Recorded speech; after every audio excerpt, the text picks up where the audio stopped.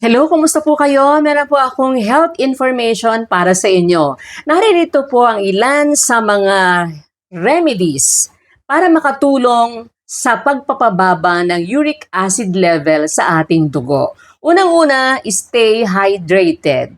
Kailangan uminom po tayo ng maraming tubig sa maghapon para ma-flush out ang excess uric acid mula sa ating katawan.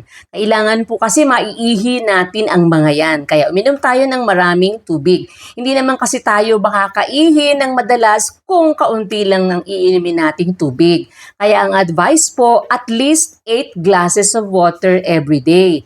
No? Yung isang baso, nasa 250 ml yon. So kung iinom ka ng 8 glasses, mga 2 litro sa isang araw. Maifa-flush out mo po ang mga sobrang uric acid sa katawan.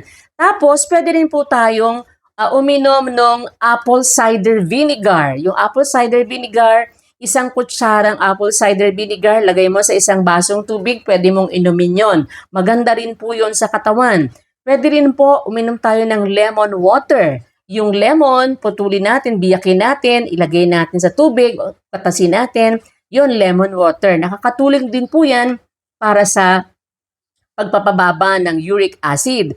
Pwede rin tayong kumain ng cherry. Yan, maganda rin po yan. Ginger, no? Luya. Pwede tayong kumain ng luya. Pwedeng pakuluan natin yung luya, ilaga natin yung luya, inumin natin. Yan po. Pwede rin naman kung kaya mong kainin ng hilaw yung luya, makakatulong din po yun dahil ang luya, nakakapagpababa po yan ng uric acid level sa katawan. Turmeric. Yung turmeric, yun po yung luyang dilaw. Magkaiba yung ginger, yun yung ordinaryong luya na ginagamit natin pagka magpapaksiw. Yun namang turmeric, yun naman yung luyang dilaw. Ginagamit din yun sa pagluluto. Pag ang lulutuin mo naman ay yung mga may nilagat, minsan ginataan, nilagat, ganon. Turmeric naman yun, yung luyang dilaw. Maganda rin po yan para sa pagpapababa ng uric acid. At makakatulong din kung ang kakainin natin ay mga high fiber foods. Yung pong mga pagkain na mayaman sa fiber. Ano ba ang mga pagkain na mayaman sa fiber? Gulay. Mga gulay. Maganda po kumain ng mga green leafy vegetables. Iwasan lang natin yung mga gulay na nakakapagpataas ng uric acid, kagaya ng cauliflower, okra, iwasan muna natin yan. Kung mataas ang uric acid natin, hindi po dapat kumain ng okra kasi lalong tataas ang iyong uric acid level.